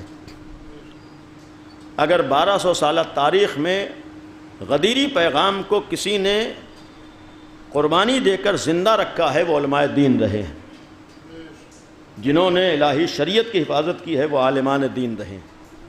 تو جب غدیری پیغام کو زندہ رکھنے والے علماء دین ہیں تو کوشش کریں کہ ہمارے گھروں میں بھی ایسے بچے ہوں جو غدیری پیغام کی حفاظت کر سکیں، اور یہ غدیری پیغام الحمدللہ آج تک محفوظ ہے اور اسے باقی رہنا ہے، اور چونکہ اس کا وارث آج بھی ہمارے سامنے موجود ہے، وہ پردہ غیب میں ہے، کہیں اور نہیں ہے۔ وہ غائب کے معنی یہ نہیں ہے کہیں اور رہتا ہے، وہ ہے، موجود ہے، صرف ہماری نگاہیں اس کو نہیں دیکھ پا رہی، صرف ہماری نگاہیں اس تک نہیں پہنچ پا رہی، ورنہ آج اس بات کا بھی یقین ہے کہ ہمارا امام موجود ہے، اور وہ تو ہمارے لیے ایک آئیڈیل ہے کہ اگر علم کی بات آئے تو ہمارا امام موجود ہے، اگر تربیت کی بات آئے تو ہمارا امام موجود ہے۔ یعنی ایسا نہیں ہے کہ ہمارے ہاں 1400 سالہ پرانی تاریخ اور اسی وقت کے آئیڈیل آج تک چلے آ رہے ہیں، نہیں، آج بھی ایک زندہ آئیڈیل موجود ہے۔ یعنی آج زمانے میں علی موجود ہے، آج زمانے میں حسین موجود ہے، آج زمانے میں امام صادق کا آئیڈیل موجود ہے، نمونہ عمل موجود ہے، وہ کہیں اور نہیں ہے، صرف ہماری نگاہیں اس کو دیکھ نہیں پا رہی، اسی کائنات میں ہے، اسی دنیا میں وہ ہمارا امام ہے، اسی کائنات میں وہ امام زندگی گزار رہا ہے۔ اس بات کا احساس ہو، یہ اس وقت ہوگا جب ہم تزکیے کی جانب توجہ دیں گے، تربیت کی۔ امام کے سلسلے میں ہمیں خیال کرنا ہے، توجہ دینا ہے کہ امام ہیں۔ اسی لیے ایک روایت جوانوں کے لیے بات کر رہا تھا، ایک پہلو کی جانب اشارہ کیا، بات امام کی آئی، آخری روایت ہے چھٹے امام امام جعفر صادق علیہ الصلاۃ والسلام کی ایک روایت ہے کہ امام کا ایک چاہنے والا امام کے گھر پر آیا، اور اس زمانے میں تھا کہ گھر کی کنیز وہ دروازہ کھولنے کے لیے گئی۔ اب ظاہر پر جوان کنیز ہے اور آنے والا بھی جوان ہے، کبھی شیطان نے ورغلایا، تو ہوتا ہے کبھی ذہن میں کوئی بھی خیال آیا تو ادھر جوان نے کوئی حرکت کی، ادھر سے اندر سے امام نے پکار کے کہا کیا کر رہے ہو؟ یہ روایت ہے کہ امام نے اندر سے آواز دی کیا کر رہے ہو؟ اور جب امام کے سامنے آیا تو امام نے سوال کیا یہ کیا حرکت ہے؟ تو ہر زمانے میں یہاں تک کہ امام کے سامنے توجیہ کرنے والے کیسے کیسے افراد موجود رہے۔ امام کے سامنے جب امام نے ٹوکا تو امام سے جواب یہ دیا مولا ہم آپ کے علم کا امتحان لے رہے تھے، یعنی امام سے بہانہ کیا کہ مولا ہم آپ کے علم کا امتحان لے رہے تھے۔ امام نے فرمایا یہ دنیا کی رکاوٹیں تمہارے لیے رکاوٹ ہو سکتی ہیں، لیکن یہ دنیا کی رکاوٹیں ہمارے لیے رکاوٹ نہیں ہوتی ہیں۔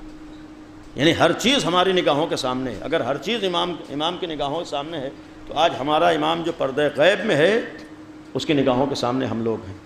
یہ کوشش کریں کہ اس کی نگاہوں کے سامنے ہیں، اپنے وجود کو یہ احساس دلا سکیں کہ ہر وقت اس امام کی نگاہوں کے سامنے۔ اور شاید ہماری کامیابی کا ایک بہترین معیار صرف یہ عقیدہ ہو اور اس کے اوپر یقین ہو کہ ہم امام سے چھپے ہوئے نہیں ہیں، امام ہمیں دیکھ رہا ہے، ہم امام کے سامنے ہیں۔ اگر یہی احساس ہو جائے تو بہت سے اعمال پہ فرق آ جاتا ہے، بہت سے کردار میں فرق آ جاتا ہے، بہت سی زندگی کے پہلوؤں پہ فرق آ جاتا ہے۔ اس لیے کہ جب ایک محلے کے محترم انسان کے سامنے بہت سی باتوں کی طرف توجہ ہو جاتی ہے تو پھر اگر یقین ہو جائے گا کہ امام کے سامنے ہے تو بہت سی باتوں کی طرف توجہ ہو جائے گی۔ اس لیے کہ دین یہاں تک بہت سی قربانیاں دے کر پہنچا ہے، اور اس میں اہل بیت کی قربانیاں تھیں، اور اہل بیت کے بعد اہل بیت کے چاہنے والوں کی قربانیاں ہیں، اور انہی قربانیوں میں ہمارے بزرگوں کی بھی قربانیاں ہیں، ہمارے والدین کی بھی قربانیاں ہیں۔ اپنے ماں باپ کا اس لیے بھی احترام کریں کہ ان کی وجہ سے آج ہم لوگ اس دین سے وابستہ ہیں، اپنے والدین کا اس لیے بھی احترام کریں کہ ان کی وجہ سے آج شریعت آل محمد سے ہم وابستہ ہیں، اپنے والدین کا اس لیے بھی احترام کریں کہ آج ہمارے پاس جتنی بھی دین و شریعت ہے وہ والدین کی وجہ سے بھی ہے۔ یعنی اگر وہ اس راستے پر نہ ہوتے تو پھر ہمارے لیے آسان نہیں تھا، ہو سکتا ہے ہمیں بھی دوسروں کے طریقے سے در در بھٹکنا پڑتا۔ یہ اللہ کا احسان ہے کہ ہم کو ایسے والدین دیے ہیں کہ ہمیں آنکھ کھولنے کے بعد در در بھٹکنا نہیں پڑا ہے۔ آج ہمیں تلاش کرنے کی ضرورت نہیں ہے، ہاں ایسے والدین کے صدقے میں اگر ملا ہے تو ان کا احسان مند ہونا ہے، اور اس لیے بھی والدین کے سلسلے میں کوشش کرنا ہے کہ جن کے صدقے میں آج ہم علی والے ہیں تو اللہ سے دعا بھی کریں، کوشش بھی کریں کہ ان کا کسی حد تک حق ادا ہو سکے۔ یقین رکھیے ماں باپ کا حق ادا نہیں ہو سکتا ہے، والدین کا حق ادا نہیں ہو سکتا ہے، زندگی بھر کرنے کے بعد بھی ان کا بدلہ نہیں چکایا جا سکتا ہے، لیکن جتنی کوشش کر سکتے ہوں کوشش کریں کہ اس کوشش کو ہم انجام دے لے جائیں۔ والدین کی عظمت کو سمجھ سکیں۔ امام کی دعاؤں میں یہ دعا بھی ہے چوتھے امام کی صحیفہ کاملہ میں کہ اللہ سے دعا کی ہے امام نے، ہم کو تعلیم کیا ہے، خدا سے دعا کرو کہ اللہ تمہیں ماں باپ کے بارے میں وہ ساری باتیں سکھا دے، بتا دے جو تمہاری ذمہ داریاں ہیں، اور پھر اللہ سے یہ دعا کرو کہ ماں باپ کے بارے میں جو باتیں معلوم ہیں اس کے اوپر عمل کر سکو۔ اس کے معنی یہ ہے کہ مسئلہ اہم ہے، ماں باپ کی طرف توجہ دینا ہے، اور جب ماں باپ کی طرف توجہ دیں گے یقیناً اس کے اثرات ہمارے سماج میں بھی سامنے آئیں گے۔ آج دین زندہ ہے اہل بیت کی قربانیوں کے صدقے میں، اہل بیت کی شہادتوں کے صدقے میں، اور انہی شہادتوں میں ایک کربلا جیسی جگہ ہے کہ جہاں شہادتوں کا بازار گرم ہے، اور پھر اس حد تک شہادتوں کا بازار گرم ہوا ہے کہ پھر اس کی نظیر کائنات میں نہیں ہے۔ یوں تو قربانیاں تاریخ میں بہت سی ہیں، اہل بیت کے گھرانے میں ہر ایک شہید ہوا ہے، اہل بیت کے گھرانے میں ہر ایک نے شہادت دی ہے، اہل بیت کے گھرانے میں ہر ایک قربان ہوا ہے، لیکن جو شہادت و قربانی کربلا کے میدان میں ہے وہ کہیں اور نہیں ہے۔ اس لیے کہ اگر ہر امام شہید ہوا ہے تو کم از کم ایک دن میں ایک امام کی شہادت ہوئی ہے۔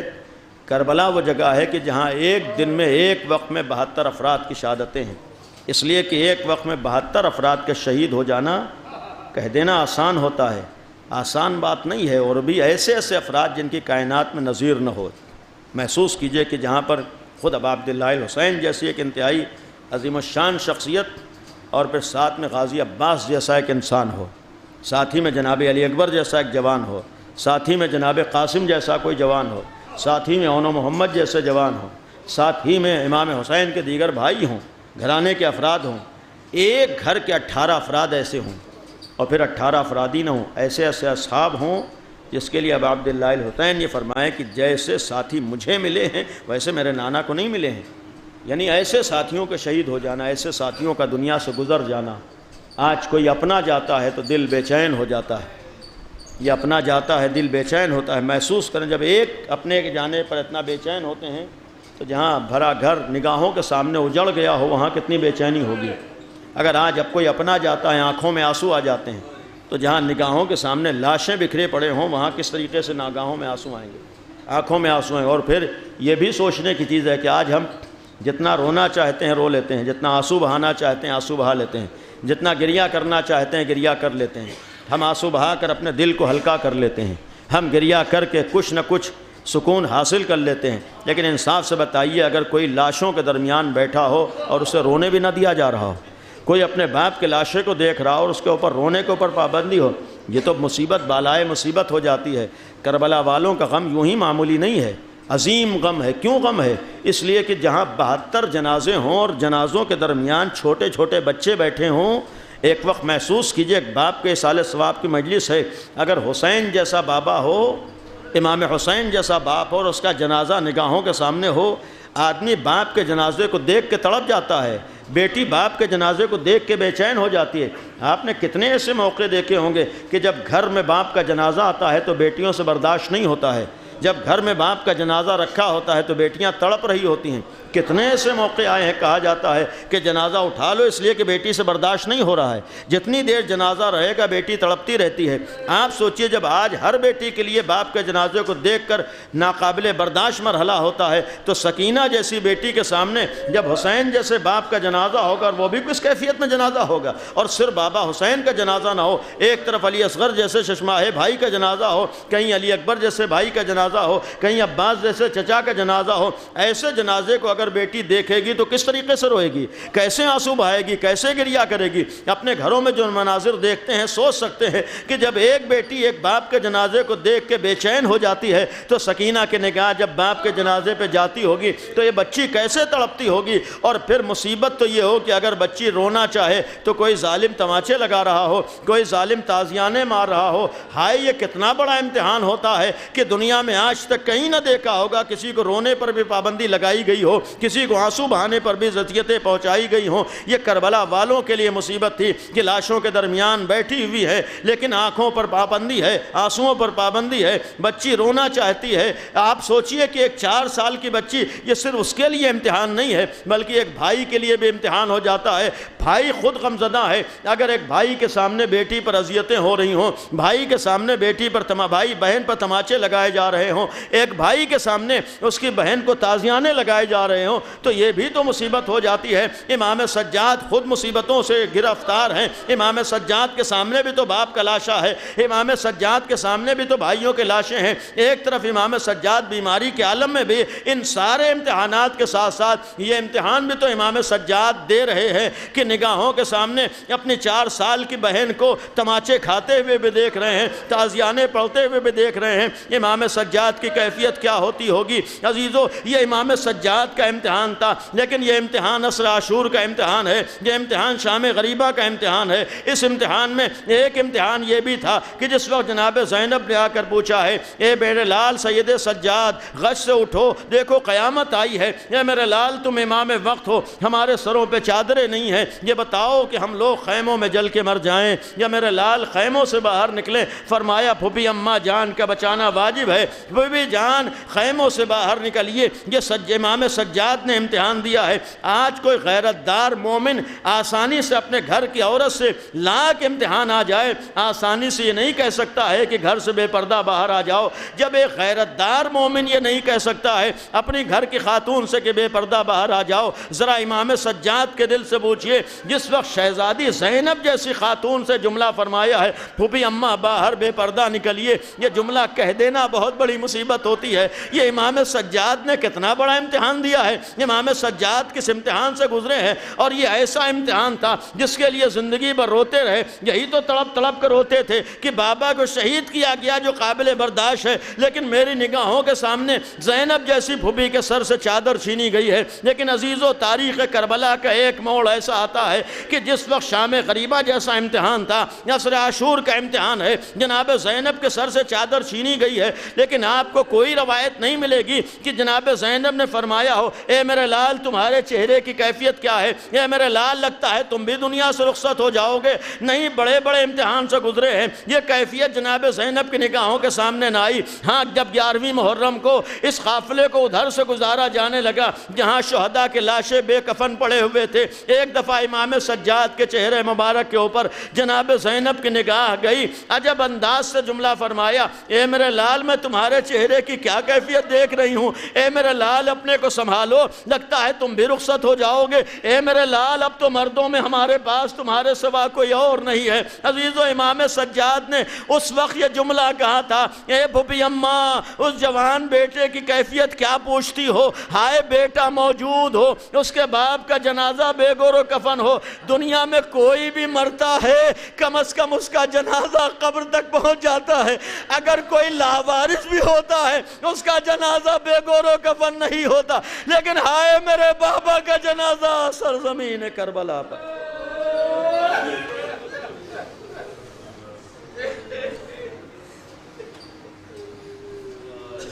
الا لعنت اللہ علی القوم الظالمین، سيعلم الذین ظلموا ای منقلب ینقلبون۔ خدایا ہماری اس عبادت کو قبول فرما، خدایا اس ذکر کو مرحوم کی مغفرت کا ذریعہ قرار دے، پالنے والے تمام مرحومین کی مغفرت فرما۔ خدایا عظمت اہل بیت کا واسطہ ہم سب کو امام کی معرفت عطا فرما۔ معبود آل محمد کا واسطہ ہے، عظمت اہل بیت کا واسطہ ہے، ہم سب کو ائمہ معصومین کی رضا کے مطابق زندگی گزارنے کی توفیق عطا فرما۔ خدایا ہم سب کو علم و عمل کی توفیق عطا فرما۔ خدایا ہم سب کو محنت کرنے کی توفیق عطا فرما۔ خدایا ہمارے جوانوں کو علمی میدانوں میں محنت کر کے سب سے آگے رہنے کی توفیق عطا فرما۔ خدایا ہم سب کو اپنے بچوں کی صحیح تربیت کرنے کی توفیق عطا فرما۔ خدایا ہم لوگوں کو اپنے والدین کے ساتھ اچھا برتاؤ کرنے، حسن سلوک کرنے اور ان کا حق ادا کرنے کی توفیق عطا فرما۔ معبود اہل بیت اطہار کا واسطہ دنیا سے ظلم و ظالمین کا خاتمہ فرما۔ خدا دنیا میں امن و امان قائم فرما۔ پروردگار اہل بیت اطہار کا واسطہ ہم لوگوں کو علم دین کو اہمیت دینے کی توفیق عطا فرما۔ خدایا دین کی حفاظت اور دین پر عمل کرنے کی ہم سب کو توفیق عطا فرما۔ پروردگارہ اہل بیت کا واسطہ ہے، معصومین کا واسطہ ہے، دنیا میں امن و امان قائم فرما۔ خدایا امام کے ظہور میں تعجیل فرما۔ خدایا ہم سب کو وہ دن نصیب فرما کہ اپنے نگاہوں سے امام کے ظہور کو دیکھ سکیں۔ خدایا ہم سب کو امام کا ساتھی بننے، امام کا ناصر بننے، امام کے ساتھ شریک ہونے کی توفیق عنایت فرما۔ پروردگارہ اہل بیت اطہار کا واسطہ ہے، امام کے ظہور میں تعجیل فرما۔ ایک دفعہ سورہ حمد اور 3 دفعہ سورہ قل اللہ کی تلاوت فرما۔ اختر رضوی ابن محمد ذکی صاحب کی روح کو اصال کر دیں۔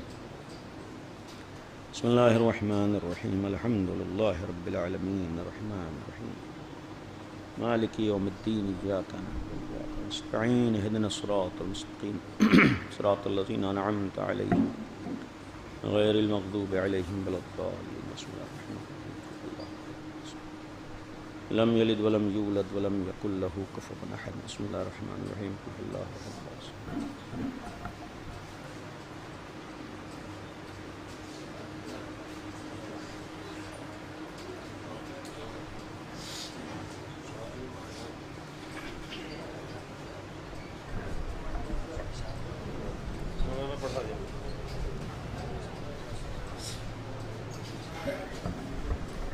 السلام عليك يا أبا عبد الله الحسين وعلى علي بن الحسين وعلى أولاد الحسين وعلى أصحاب الحسين. السلام عليكم جملة شهيدان دشت كربلاء وأسيران كربلاء عليهم السلام ورحمة الله وبركاته. السلام عليك يا مولاي يا غريب الغرباء. السلام عليك يا معين الضعفاء والفقراء. السلام عليك يا شمس الشموس. السلام عليك يا أنيس النفوس. السلام عليك يا أيها المدفون بأغطوس. السلام عليك يا مسلم بن عقيل. السلام عليك يا قابل الفضيل عباس يا ابن أمير المؤمنين وابن السيد الوصيين. السلام عليكم جميعا ورحمة الله وبركاته. السلام عليك يا مولانا يا صاحب العصر والزمان العمان والعمان والعمان. السلام عليك يا خليفة الرحمن. السلام عليك يا شريك القرآن. السلام عليك يا إمام الإنس والجان. عجل الله تعالى فرجك وسهل الله تعالى مخرجك وظهورك وجعلنا من ظهورك وأنصارك وعوانك ورحمة الله وبركاته. اللهم صل